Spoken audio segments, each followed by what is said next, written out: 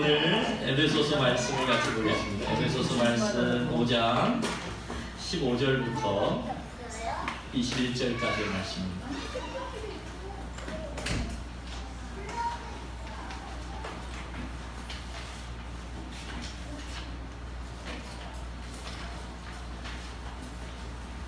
주보 어떠세요? 오늘 새로 나왔는데 예쁘세요? 네. 날개가 달렸습니다. 네, 그래서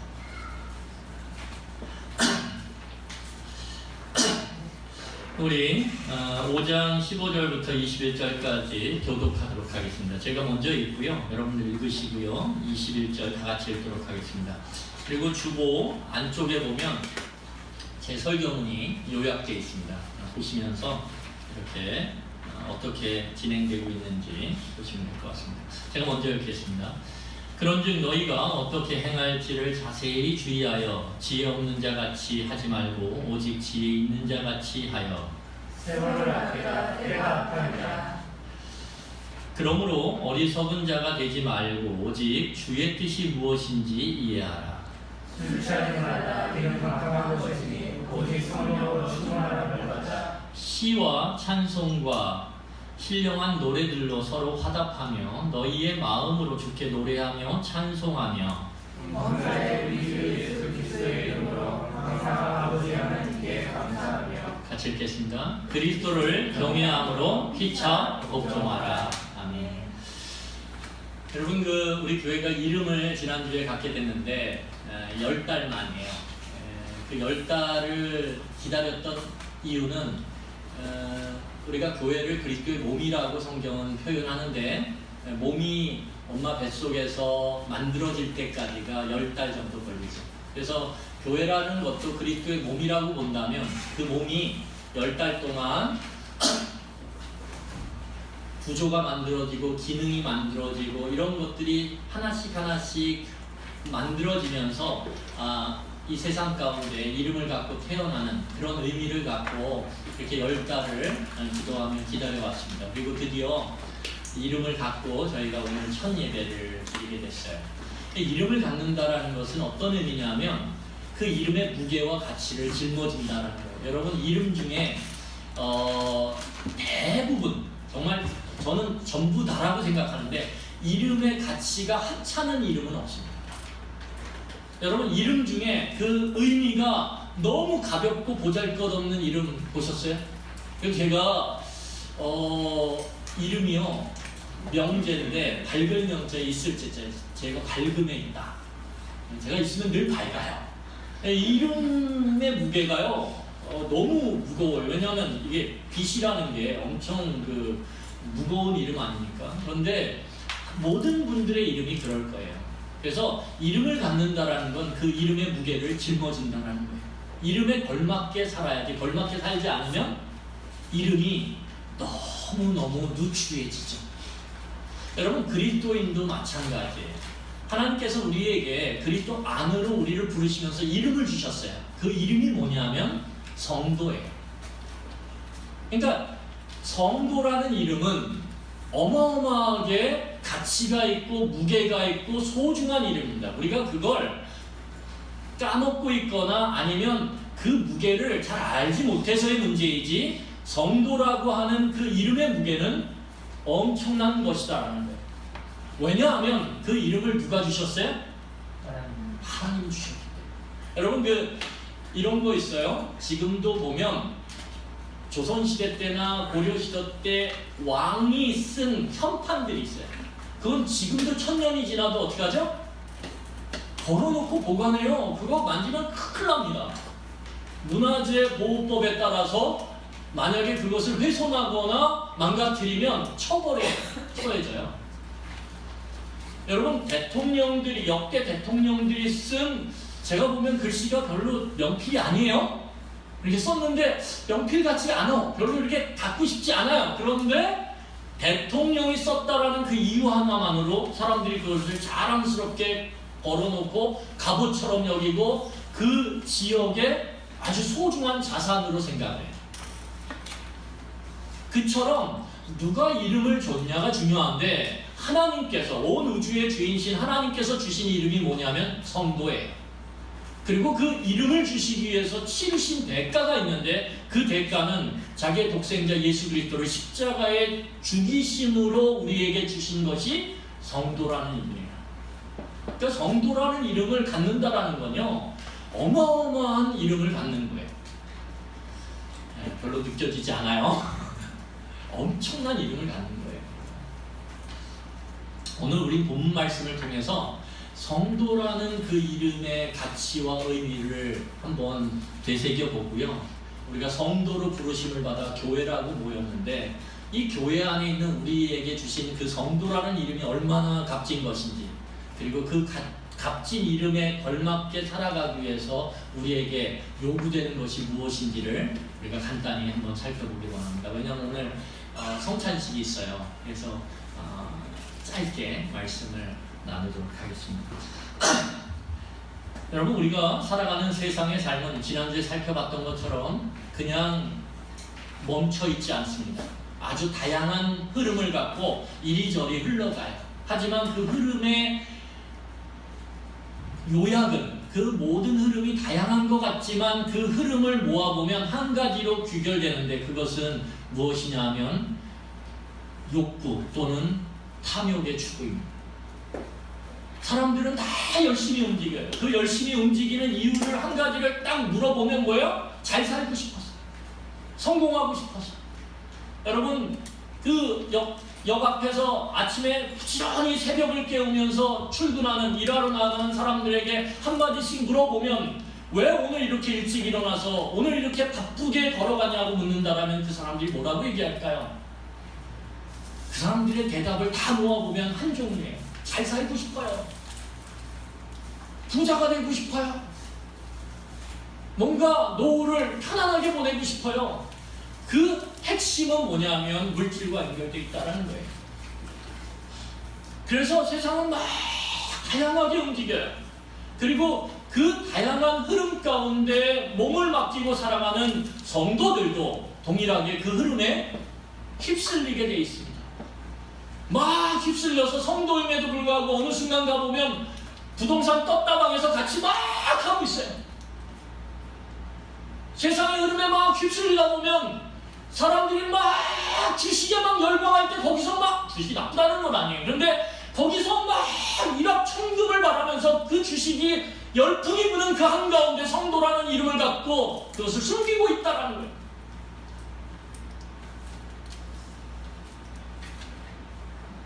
여러분, 우리가 세상이라고 하는 이 흐름 가운데 우리의 몸을 맡기고 그냥 우두커니 있다 보면 우리도 모르게 세상의 흐름으로 휩쓸려서 멀리 신앙의 본질로부터, 신앙의 중심으로부터 떠내려가기 시작한다는 거예요. 왜 그래요? 여러분, 우리가 있는 세상이 어떠냐면 오늘 성경이 이렇게 얘기합니다. 16절을 보세요. 세월을 아끼라. 뭐라 그래요? 때가 악하니라. 여러분, 이 시대가 악해요. 오늘 성경이 이야기하는 2000년 전에 바울 사도가 에베소 지역을 보면서 한눈에 뭐라고 정리하냐면 시대가 악하다, 이렇게 얘기합니다. 여러분, 이게 2000년 만의 이야기일까요? 2000년 전에만 이렇게 시대가 악했을까요? 아니요. 오늘날도 시대는 악해요. 2000년보다 오늘이 다른 모습은 뭐냐면 좀 더 교묘해지고 좀 더 은밀해졌다라는 거예요. 예전에는 그 악함이 겉으로 드러나고 포악스럽고 막 그랬어요. 여러분, 그 영화 같은 거 보시면, 그 고대 막 그리스 영화 이런 거 보시면 사람 죽일 때 어떻게 죽여요? 막 이딴만한 망치 같은 거, 도끼 같은 걸로 막 이렇게 전쟁할 때 죽이죠. 굉장히 무식해요.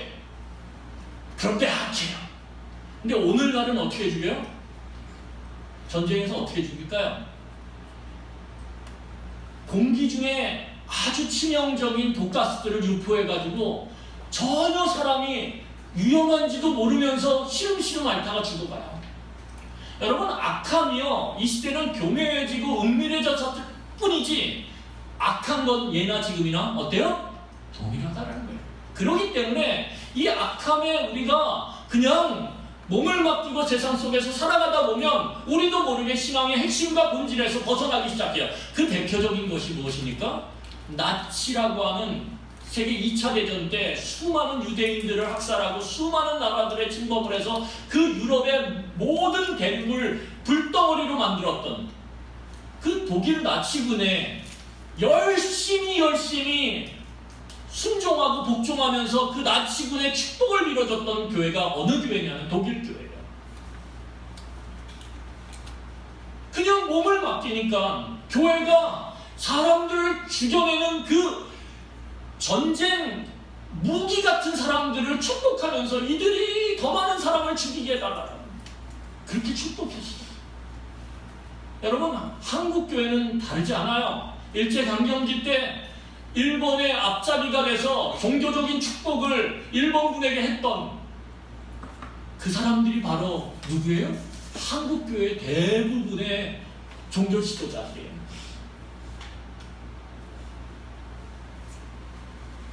여러분, 이렇게 악한 시대에 우리가 그 악함에 휩쓸려서 신앙의 본질과 중심에서 벗어나서 나도 모르게 그냥 악을 행하는 세상 사람들과 동일하게 살아가지 않으려면 우리에게 필요한 게 있어요. 그게 무엇입니까?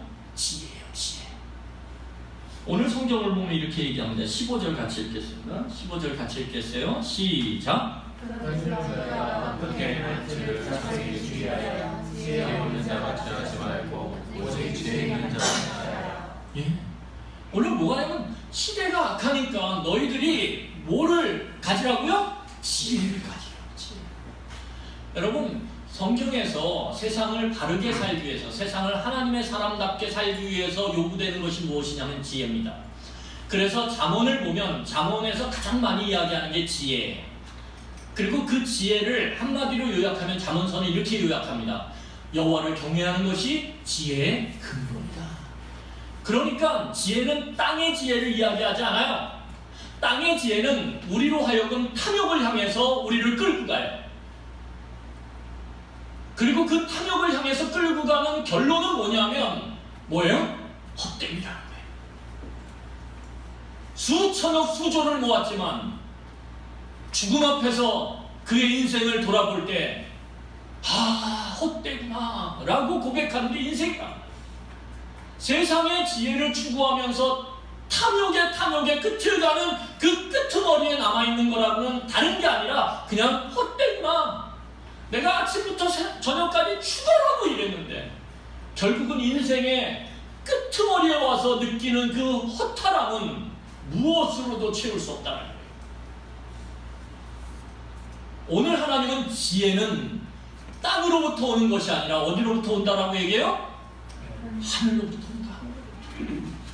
하나님으로 내가 채워져야, 하나님으로 내가 충만해져야 내 인생에 의미가 있고 가치가 있고 그 인생의 끝에 섰을 때도 우리는 인생을 헛되다라고 이야기하지 않고 인생은 정말 의미 있었다라고, 인생은 정말 가치 있었다라고, 내가 정말 한평생 의미 있는 인생 살았다라고 고백하며 기쁨으로 주님 앞에 갈 수 있다라는 거예요. 그런데 이런 하늘의 선물인 지혜를 성도는 소유한 자입니다. 그런데 이런 지혜로운 성도는요, 다른 점이 있어요. 세상 사람들과 어떤 점이 다르냐면, 오늘 거기 보시면 15절에 이야기하는 내용이 뭐냐면, 이런 지혜로운 성도는 현실을 직시해요. 뭐라고요? 현실을 직시해요. 세상이 악하구나. 내가 그냥 저 세상에 몸을 맡기고 아무 생각 없이 있다 보면 나도 세상 사람들과 똑같은 탐욕을 향한 길에 같이 서서 걸어가는구나. 그리고 그 인생의 끝은 헛됨이구나. 여러분, 이 사실을 지혜로운 성도는 이미 보고 있다라는 거예요. 그래서 어떠냐면 자기의 신앙을 계속적으로 조정하기 시작해요. 여러분, 인과론이 적용되어지는, 인과론이 무엇입니까? 원인과 결과예요.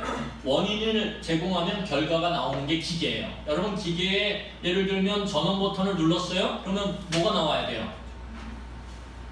불이 켜져야 돼요. 불이 안 켜지면 어떻게 되죠? 조선시대 사시나요? 저만 문명살. 전원이 안 켜지면 망가진 거예요. 그렇죠? 아니면 전기가 나간 거예요. 그러니까 뭔가 문제가 생기고 이상하게 된 거예요. 그렇기 때문에 이런 기계들은 이미 다 짜맞춰져 있기 때문에 탁 넣으면 탁 나오고 탁 나오면 탁 나와야 돼요. 그런데도 그 기계가 시간이 가다 보면 어떻게 돼요? 나사가 풀리고 그 안에 뭔가 부품들이 삐걱대기 시작해요. 그래서 정기적인 뭐를 해야 됩니까? 예, 점검을 해야 돼요. 점검을 하지 않으면 오래 그 기계를 사용할 수가 없어요. 우리 제가 목사님 우리 박 목사님이 장인어른께 차를 받았어요. 얘가 허락을 안 받고 얘기를 해서 그런데 아마 뭐 목사님도 충분히 얘기하실 수 있는 거라고 생각해요. 많이 알고 있으니까. 장인어른께 차를 받았는데 장인어른께서 정말 차를 얼마나 그 관리를 잘 하시냐면요. 차 타면 놀라요. 이게 2001년식인가요? 네, 2001년식인데 8만밖에 안 뛰셨어요. 지금 16년 됐는데 8만 뛰셨어요. 그런데 차가요 너무 깨끗해요. 목사님이 그러시더라고요. 좋으시겠어요? 그랬더니 서울에 장인어른 댁 올라갈 때마다 청소를 엄청 열심히 해요. 장인어른이 딱 차가 오면 차에 오셔서 문을 딱 열고 점검을 이렇게 잘 타고 있군. 그게 뭐냐면 그 점검함을 통해서 그 용도를 어떻게 해요? 늘릴 수 있죠. 오랫동안 사용할 수 있는 거예요. 성도도 마찬가지예요. 여러분 점검하지 않으면 차도 멈춰요. 기계도 멈춰요. 그런데 성도가 자기의 삶을 점검하지 않으면, 그래서 조정하지 않으면 우리는 어느새 신앙과는 전혀 동떨어진 자리에서 막 탐욕을 향해서 열광하며 달려가고 있다는 거예요. 성도의 이름을 갖고. 그래서 우리가 그런 모습을 보면서 뭐라 그러죠? 이러세요. 여러분 목사도 마찬가지예요. 목사도 자기의 삶을 조정하고 점검하지 않으면 어느 순간인가 목사가 있지 말아야 될 자리에 있으면서 다른 사람들로 하여금, 세상 사람들로 하여금 혀를 차게 만드는 창피함과 누추함을 갖게 되는 거예요. 여기에 예외는 아무도 없습니다.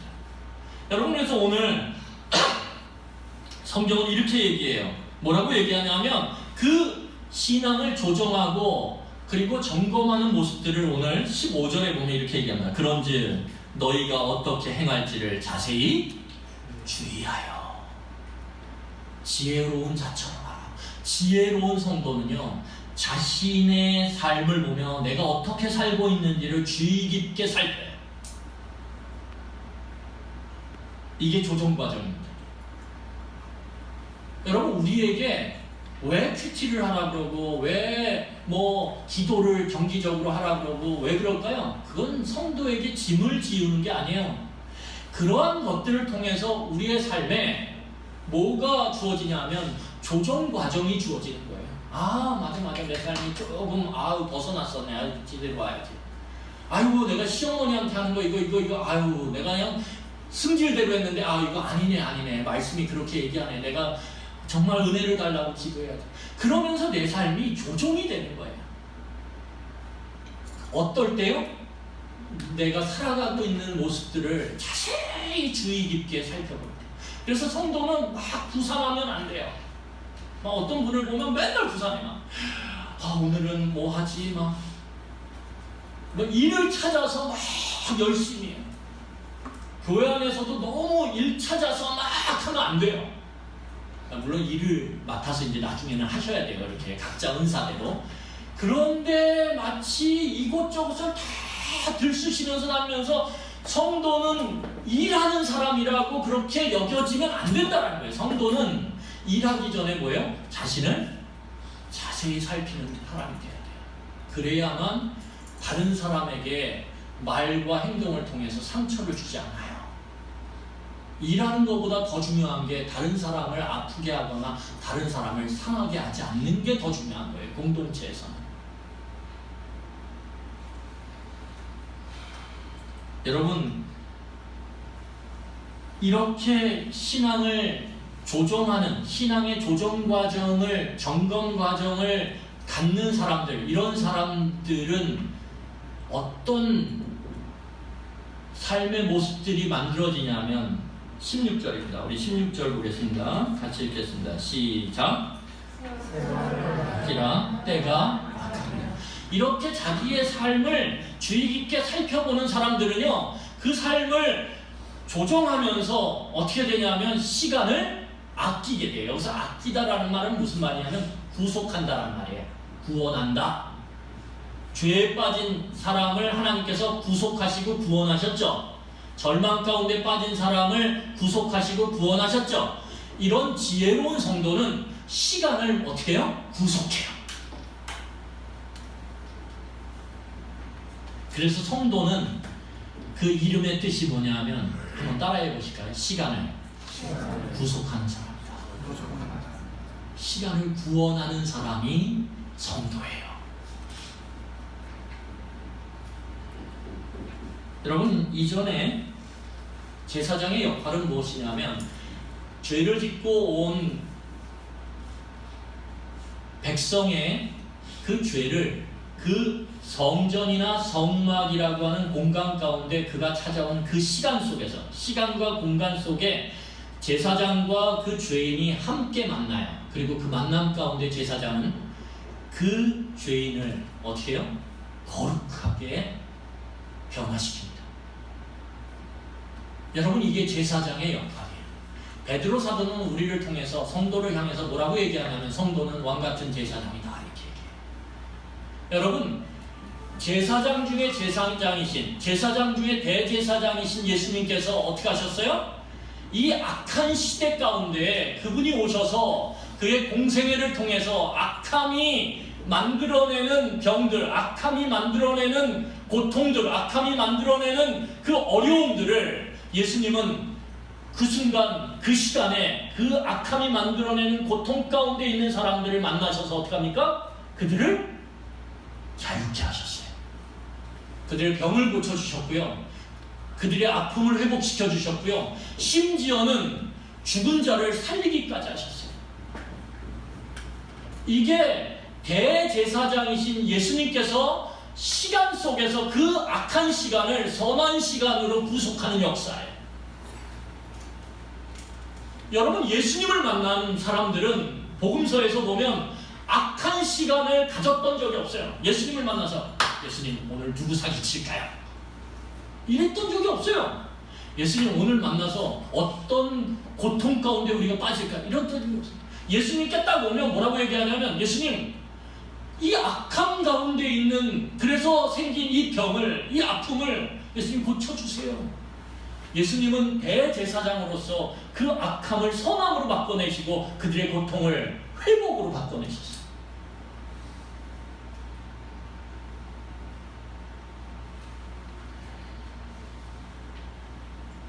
여러분, 성도는요, 관계 안에서 사물과의 관계, 사람과의 관계, 일과의 관계 안에서 그것들을 구속시키는 사람이에요.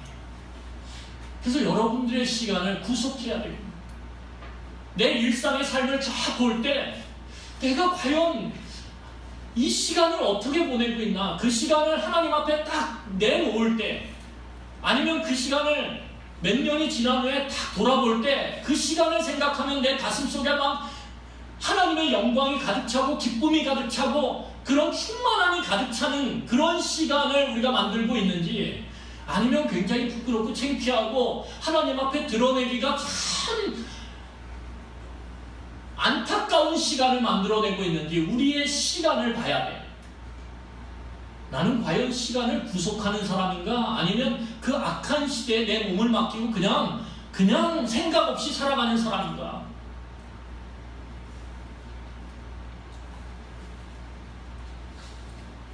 어떤 분들은 자녀를 만나는 시간을 그냥 그 세상의 악함에 따라서 그냥 그렇게 행동할 수 있어요.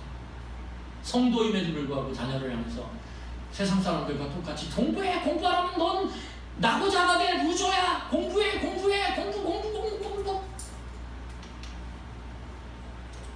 자식과 만나는 그 시간이 시간을 구속하는 게 아니라 세상을 따라감으로 그 시간만 생각하면 자녀도, 그 시간만 생각하면 그 부모도 잊어버리고 싶은 시간, 그냥 그 시간을 포크레인이 있다면 포크레인으로 뭉텅 파서 그냥 저 바다에 던져버리고 싶은 시간이라고 여겨지면 안 된다라는 거예요.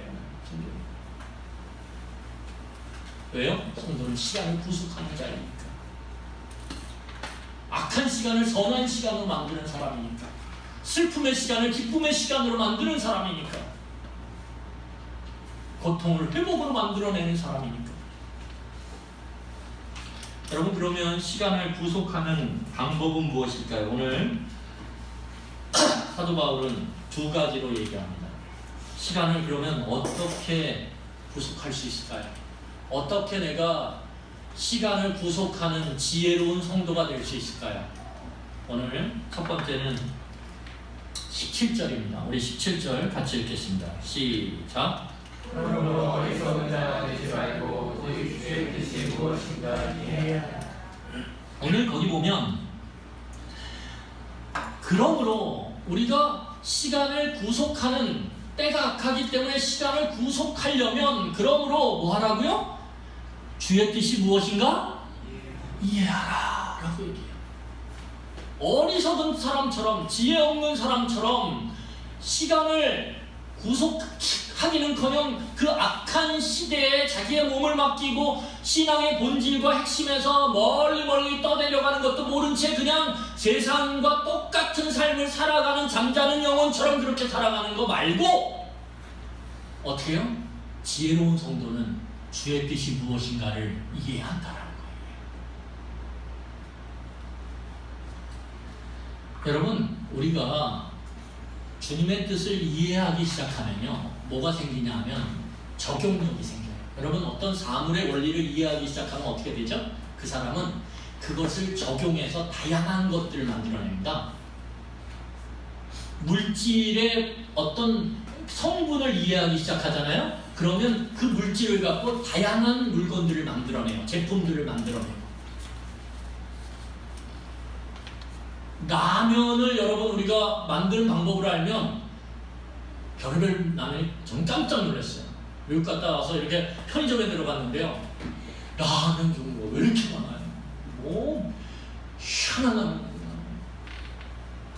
그것은 라면을 만드는 원리 하나를 통달하니까 그 다음에는 적용력이 생겨서 다양한 게 나오는 거예요. 마찬가지예요. 성도에게 주의 뜻이 무엇인가를 이해한다는 건 뭐냐면 이꼬로 그가 주의 뜻 안에서 자기의 삶을 살아가는 세상 속에서의 적용력이 생긴다는 거예요. 적용력. 이럴 땐 이렇게 해야지. 저럴 땐 저렇게 해야지. 성경은 이럴 때 이렇게 저렇게 매뉴얼이 아니에요. 성경은 주님의 뜻을 이해함으로 사물과 사람에 대한 뭘 얻게 돼 있어요? 통찰력을 얻게 돼 있어요. 그러니까 딱 보면 이러죠. 옛날에 유행했던 게 있죠. 딱 보면 압니다 이렇게. 궁예는 아니에요. 궁예는 아닌데 이 주의 뜻을 이해하다 보면 세상이 사람들이 어떤 사물이 흘러가는 흐름을 볼 수 있는 통찰력이 생겨요. 저거 가면 저거는 탐욕의 흐름에 자기의 몸을 맡기는 거야. 지금은 괜찮은 것 같지만 저렇게 가면 결국은 마지막에 얻는 건 헛되냐. 저거 피해야지. 사람들이 아무리 글로 몰려가도 나는 여기에 조용히 있어야지. 이 자리를 지켜야지. 그런 통찰력이 생긴다는 거예요. 여러분, 그러면 주의 뜻을 이해하려면 어떻게 될까요? 간단해요. 성경을 가까이 해야 돼요. 성경을 곁에 둬야 돼요. 성경과 함께 해야 돼요. 여러분, 우리가 주의 뜻을 이해하지 않고, 다시 말하면 그 주의 뜻을 이해하기 위해서 성경을 가까이 하고 성경을 매만지는 삶을 살아가지 않고 세상으로 나간다라는 건요, 마치 뭐예요? 외출복을 입고요, 드레스 쫙 입고 여자분들은, 남자는 양복 쫙 입고 어디 나가는 거예요? 포탄이 쏟아지는 전쟁터의 한복판에 딱 서 있는 거예요.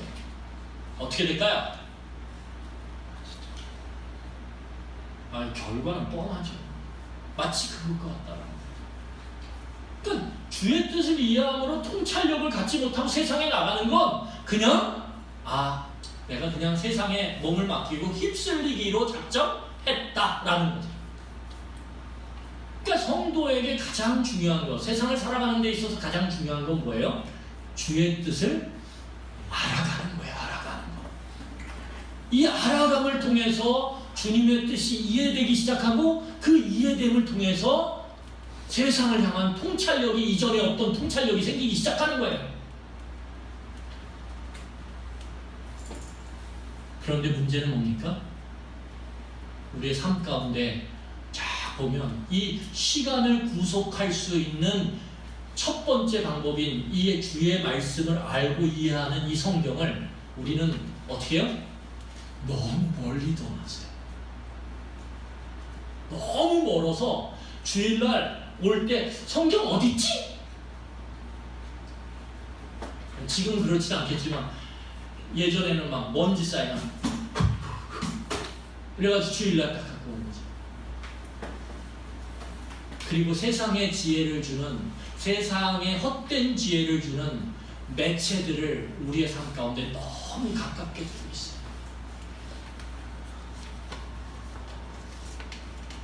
손만 탁 하면 세상의 지혜가 막 우리 안에 쏟아져 들어오죠. 근데 하늘의 지혜를 주는 건 너무 멀리 있어요.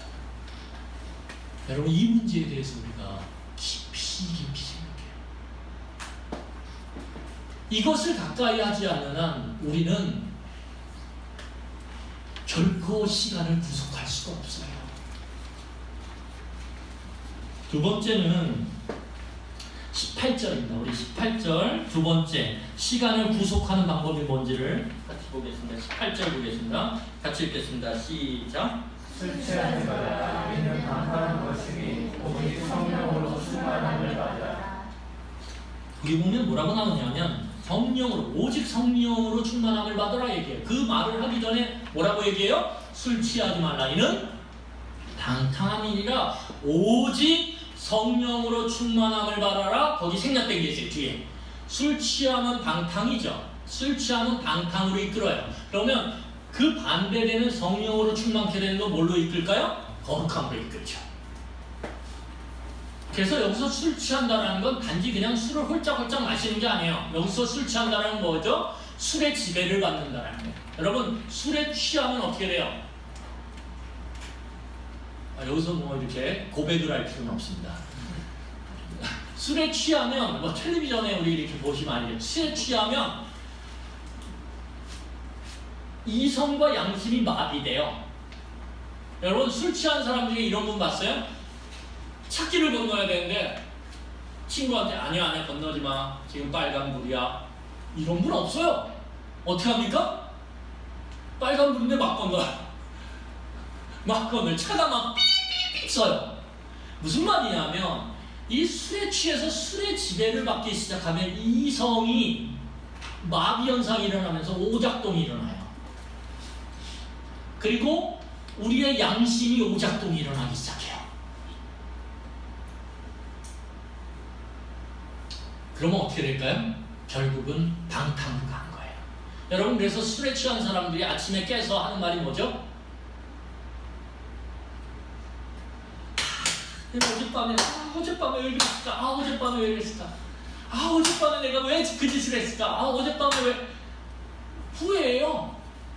방탕함의 끝이 뭐예요? 후회거든요. 왜? 헛되니까.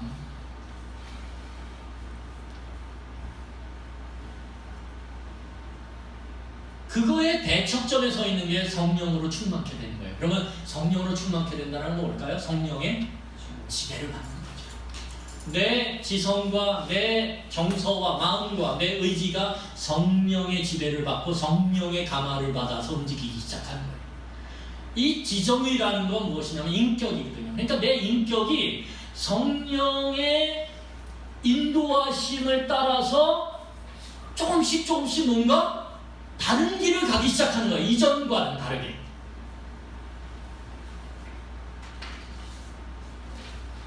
여러분, 성령의 감화를 받아서 성령의 영향력 가운데 있는 인격은요, 어떠냐면 성령은 누구의 영이죠? 예수 그리스도의 영이죠.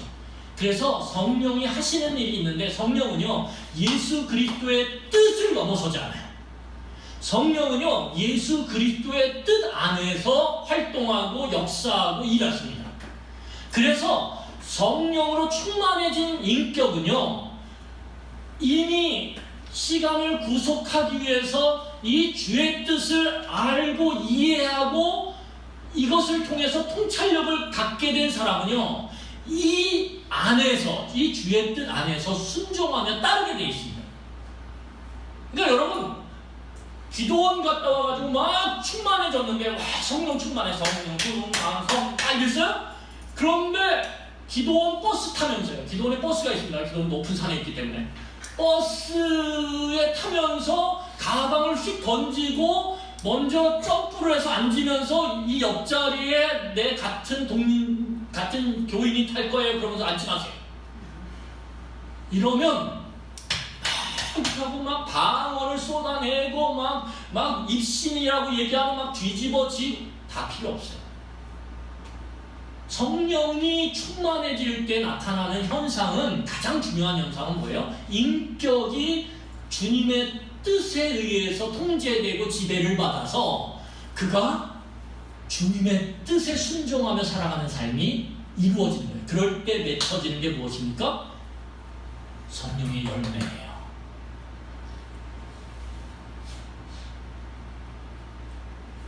여러분 그래서 우리는 성령을 늘 구해야 됩니다. 늘 구해야 돼요. 성령이 충만하기를 구해야 돼요. 이미 우리가 예수 믿을 때 성령이 우리 안에 오셨어요. 하지만 우리 안에 있는 그 성령이 날마다 충만해짐으로 내 지정의를 이끌어 가시도록 주의 뜻으로 순종해 가시도록 주의 선하신 이 말씀에 복종해 갈 수 있도록 내 마음과 내 생각과 내 의지를 이끌어 가시도록 구해야 돼요. 여러분 그래서 마태복음 7장 11절에 이렇게 이야기합니다. 하늘에 계신 너희 아버지께서 구하는 자에게 좋은 것으로 주지 않겠느냐. 우리 여기 좋은 것은 뭐라 그래요? 아들의 좋은 대학, 남편의 직장의 월급 상승, 넓은 평수의 집, 이렇게 생각해요. 하나님이 생각하는 좋은 건 그거 아니에요. 하나님이 생각하는 좋은 건 뭐예요? 성령이에요. 너에게 성령이 충만해지면 너의 삶이 달라질 거야. 그러니까 성령 구하라는 거예요. 성령을 날마다 아침에 출근할 때 구하라는 거예요. 하나님, 내 안에 성령이 충만하게 오늘 채워주세요. 그래서 제가 통찰력을 갖고 주님의 뜻에 힘들고 어렵지만 순종해 가려고 애쓰게 도와주세요. 결국 그게 헛됨이 아닌 충만함으로 저를 이끌 걸 믿어요. 그러면서 구하셔야 돼요. 그런 구하는 자에게 나타나는 걸 오늘 19절서부터 21절까지 그런 성령이 충만한 사람에게 네 가지가 나타난다는 얘기예요. 우리 한번 19절부터 21절까지 읽고 말씀을 마치겠습니다. 성령이 충만한 자에게 무엇이 나타나는지 자 같이 읽겠습니다. 시작. 시와 찬송과 신령한 노래들로 서로 화답하며 너희의 마음으로 주께 노래하며 찬송하며 범사에 우리 주 예수의 이름으로 그리스도의 이름으로 항상 아버지 하나님께 감사하며 그리스도를 경외함으로 피차 복종하라. 성령 충만한 성도에게 나타나는 게 뭐냐면 그런 교회에 나타나는 게 서로 시와 찬송과 신령한 노래들로 서로 막 합니다. 근데 하나님이 나에게 이런 은혜를 주셨어. 그러면서 아까 그런 은혜 아니면 나나나나 찬양 그러면서 가르치는 거죠. 어떻게 상대방에게 하나님의 은혜가 아니면 내 삶이 너의 삶이 온전해질 수 없다고. 그렇게 서로 화답하면서 찬양으로 은혜를 고백하면서 서로에게 교훈을 주고 서로에게 용기를 주고 서로에게 격려를 하는 거예요. 성령 충만한 사람. 성령 충만한 사람이 막 찬양을 하고 고백의 찬양을 하면 그걸 옆에서 들을 때 뭐예요? 은혜가 막 돼요. 맞아. 나도 그런데. 근데 옆에서 막 하는데 교회 와가지고 어저께 불멸의 불후의 명곡 봤어. 가요가 너무 좋아. 근데 가요를 흥얼대요 막. 가요를 듣지 말라는 건 아니에요. 전혀 용기를 안 줘요. 괜히 인생이 슬퍼 보이고. 여러분, 두 번째는 뭐냐면 늘 그의 마음 가운데 마음으로 하는 찬양이 입 안에서 맴돌기 시작한다. 어디 가도 찬양을 부르고 있어도 찬양을 듣고 그런 하나님을 찬양하는 것들이 일상이 된다는.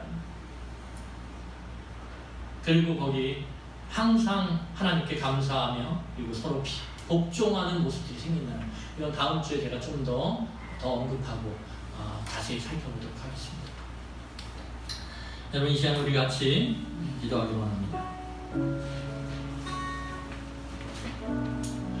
예수 그리스도 안에서 구원받은 성도는요, 이 세상에 살면서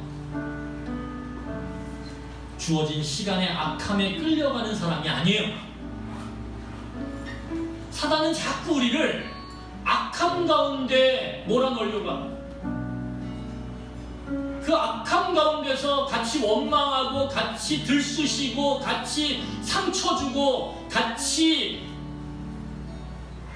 대적하고, 그래서 그 시간을 이후에 돌아보면 생각하고도 싶지 않은 그런 시간들로 망가뜨리고 싶어해요. 그런데 성도는요, 그리고 지혜로운 성도는요, 내게 주어진 시간들을 선한 시간들로 구속하는 사람들입니다. 오늘 힘들어요. 인생이 쉬운 사람이 어디 있어요? 인생이 힘들죠. 그 힘든 가운데서 하나님의 은혜를 간구하며 찬양하고, 힘들지만 하나님의 뜻이 여기에 선한 뜻이 있다라는 믿음 가운데 지금 주어지는 고통스러운 현실을 보면서도 하나님 감사해요. 이걸 통해서 하나님께서 내게 선한 일을 이루어 가실 걸 전 믿어요. 그래서 감사해요. 하나님, 견뎌낼 수 있도록 도와주세요. 그렇게 우리에게 주어지는 시간을 구속해내는 그것이 성도라고 오늘 우리에게 이야기합니다. 여러분, 이 시간에 우리 같이 하나님, 내가 성도의 이름에 걸맞게 시간을 구속하는 자로 가정에서, 직장에서, 삶의 터전 속에서, 관계 속에서 하나님 그렇게 살아갈 수 있도록 은혜를 베풀어 주시옵소서. 본능대로, 느껴지는 대로 짜증내고 불평내고 원망, 그건 다 알 수 있어요. 세상 사람들도 똑같아요. 우리 이 시간에 같이 기도하도록 하겠습니다. 기도하시겠습니다.